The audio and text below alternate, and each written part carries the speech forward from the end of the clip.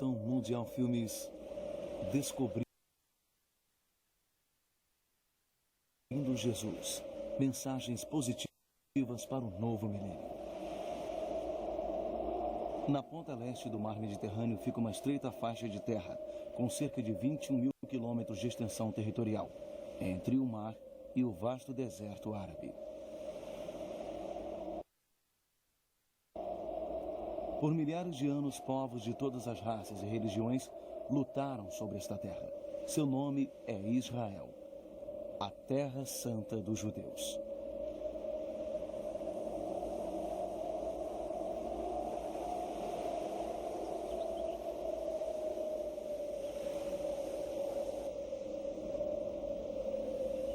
Já se passaram 2000 anos desde que os romanos dominaram esta região, em 63 a.C., quando o general romano Pompeu conquistou esta parte do mar Mediterrâneo.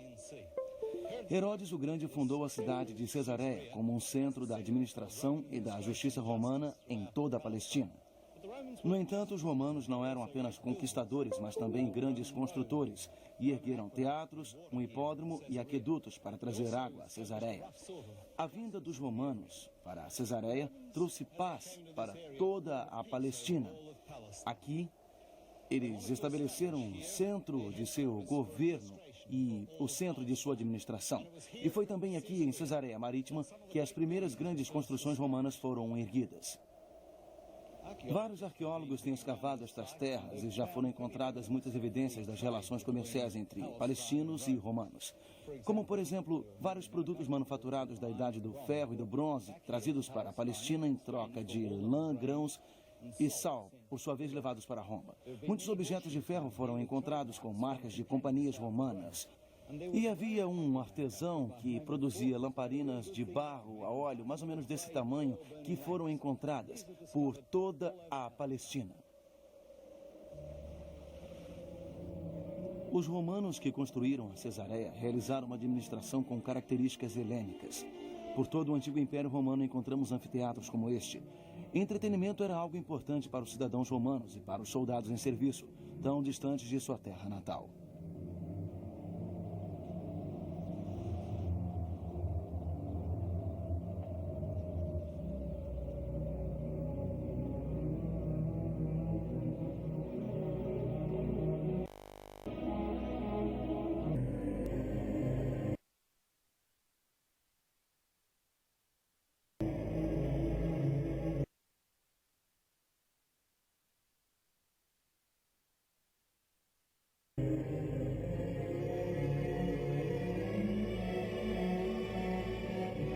Após conquistar a costa da Síria e Palestina, Pompeu foi para Jerusalém, onde pôs fim ao poder dos asmoneus, que dominavam os judeus desde 135 a.C. Em 54 a.C., Crasso, que fazia parte do primeiro governantes romanos, o primeiro triunvirato, invade Jerusalém e rouba o tesouro do templo. Enquanto isso, Pompeu e Júlio César, dois generais rivais, se enfrentam. César, é claro, vence a guerra e aponta Antipas, procurador de toda a Judéia. Foi nesse ambiente político que surgiu Jesus Cristo.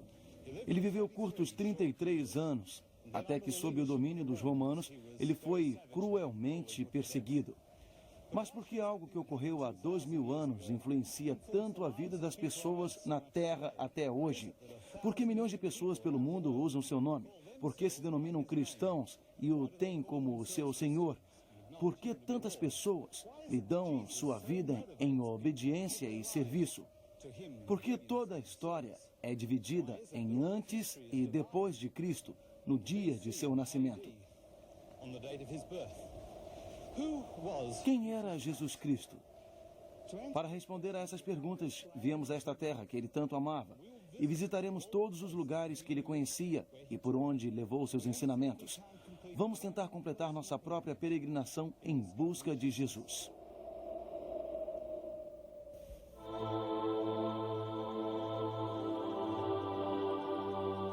Descobrindo Jesus.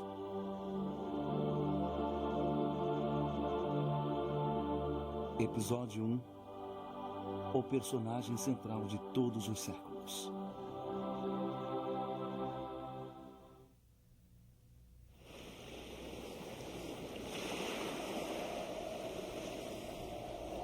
Apesar de todas as mudanças políticas, culturais e arquitetônicas pelas quais este lugar passou nos últimos 2000 anos, a geografia continua quase a mesma. Vista do alto, a paisagem parece quase a mesma da época do Império Romano. O país pode ser dividido em 4 faixas paralelas que vão de norte a sul. Uma estreita planície às margens do Mar Mediterrâneo, por onde passa a estrada que liga o norte ao sul. A área central montanhosa, repleta de plantações e criações de carneiros e cabras. O Vale do Jordão, cortado pelo rio, é coberto pela vegetação tropical. A quarta área fica entre o rio e as colinas de Moabe, e é uma vasta área desértica.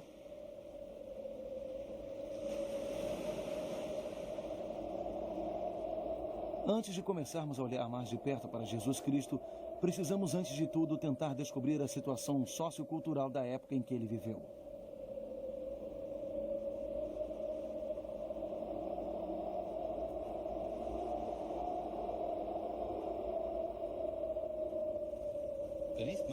Embaixo dos meus pés há uma incrível série de cavernas. No interior destas colinas de 60 metros, aqui em Wadi Qumran, monges da comunidade dos essênios enterraram a sua história. O general romano Silva, sob a liderança do general Tito, comandou um ataque a partir do norte contra os judeus em Massada. Quando souberam do ataque por vir, os essênios guardaram nessas cavernas seus mais preciosos bens, cópias dos seus escritos, a Torá de Deus. Era o que eles tinham de mais precioso e havia mais de 300 manuscritos nestas cavernas, sob os meus pés. Em 1947, um menino beduíno, à procura de uma cabra perdida, encontrou uma pequena abertura no solo, depois aumentada pelos arqueólogos. O grande significado da descoberta é que tais manuscritos eram milhares de anos mais velhos que os textos mais antigos existentes. E eles falavam da vinda de um Messias. Mas não há nada nos ensinamentos de Jesus Cristo relacionado a essa comunidade. Eles podiam até mesmo nem saber de sua existência. Mas os preciosos registros da época e da vida dessa comunidade contemporânea de Jesus nos dão uma maravilhosa ideia de seu passado.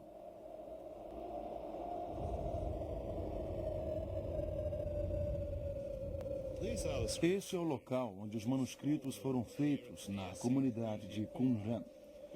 Aqui, vários monges passaram grande parte de seu tempo escrevendo o Velho Testamento, as palavras de Deus e fazendo anotações sobre sua própria disciplina e seu dia a dia. A comunidade Qumran surgiu e se desenvolveu devido aos jovens órfãos criados pelos monges na comunidade. Acho que conhecemos bem um desses órfãos. Seus pais eram muito velhos quando ele nasceu. Seu nome é João Batista. Aqui em Qumran havia grandes cisternas d'água onde o ritual do batismo era realizado. E eles costumavam ler alguns de seus trechos favoritos das Escrituras, aguardando a vinda do Senhor, preparando um caminho nesta terra desértica para sua passagem. João Batista cresceu em uma comunidade assim, e é interessante observar que apenas alguns quilômetros abaixo fica a entrada para o Mar Morto, e podia proclamar sua mensagem de arrependimento. Aguarde Messias, mal.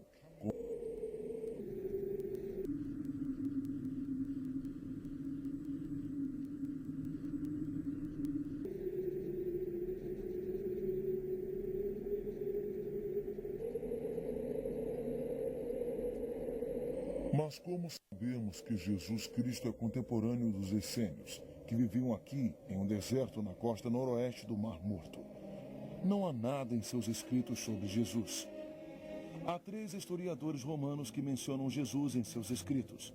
Suetônio, que durante o governo de Nero escreveu: a punição de Nero foi infligida sobre os cristãos, uma classe de homens que acreditavam em uma nova superstição.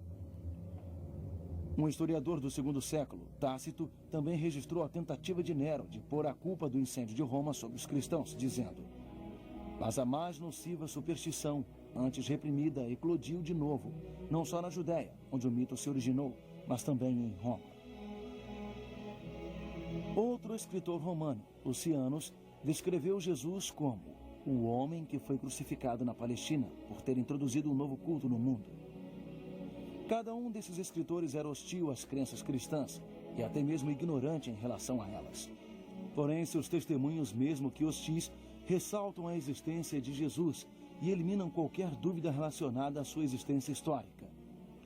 Agora, além desses escritos romanos, judeus e gregos, não temos outros registros da vida de Jesus Cristo.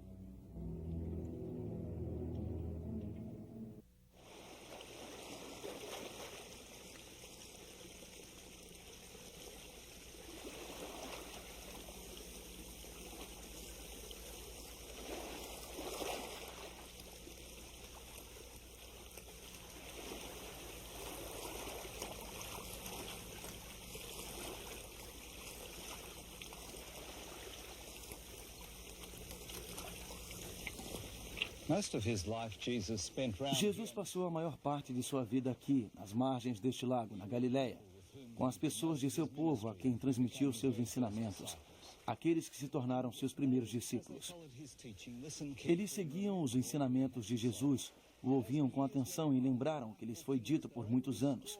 E o mais importante foi a capacidade desses discípulos de guardar esses ensinamentos para depois transmiti-los a outras pessoas. Jesus Cristo jamais escreveu livro algum. A única vez em que ele fez uma inscrição foi ao escrever com o dedo na areia quando um grupo de pessoas queria apedrejar uma prostituta. E suas palavras na areia logo foram apagadas pelos pés da multidão. Jesus não escreveu história nem filosofia. Ele falou com as pessoas, lhes contou histórias, lhes transmitiu o ensinamento de forma simples de ser entendida.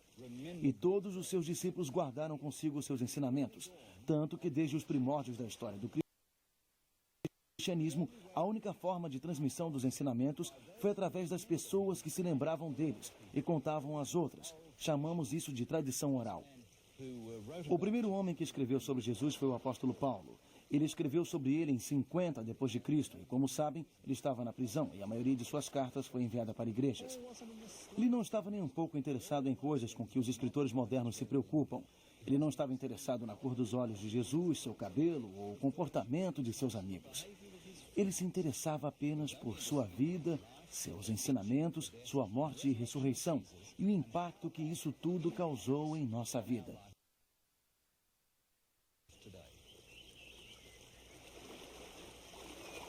Além das cartas de Paulo e dos evangelhos de Mateus, Marcos, Lucas e João, não há outros registros sobre a vida mais influente já vivida.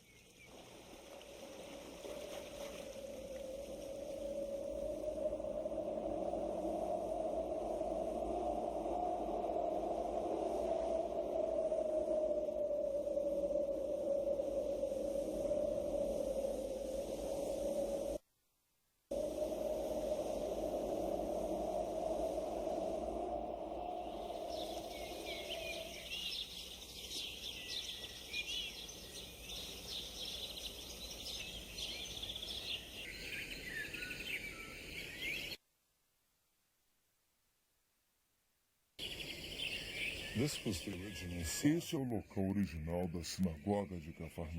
Está nas pregações. É um dos grandes locais sagrados.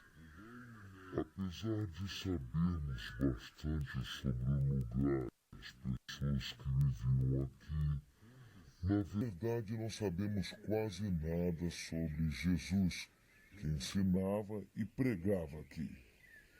Não sabemos nada sobre sua aparência, a cor de seus olhos.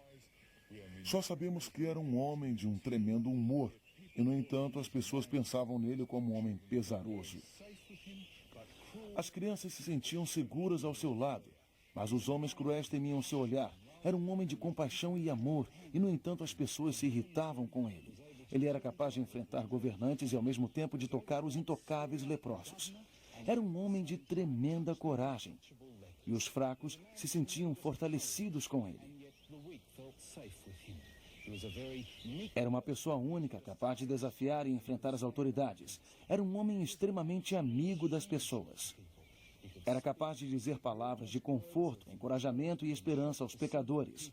Era um homem de tremenda fé. Era duro com as pessoas religiosas por causa de suas atitudes hipócritas e gentil com os pecadores. Jesus foi uma pessoa gentil, doce e forte, uma grande combinação de temperamento e caráter. Jesus chamava as pessoas para si e, no entanto, repelia algumas outras. Era capaz de desafiar certas pessoas e, ao mesmo tempo, foi capaz de morrer por outras que nem conhecia. Ele foi capaz de abdicar de sua vida em favor daqueles que o desprezavam. Quando pensamos no caráter de Jesus, ele era tão transparente que foi capaz de perguntar: quem dentre vós me convence do pecado? E nem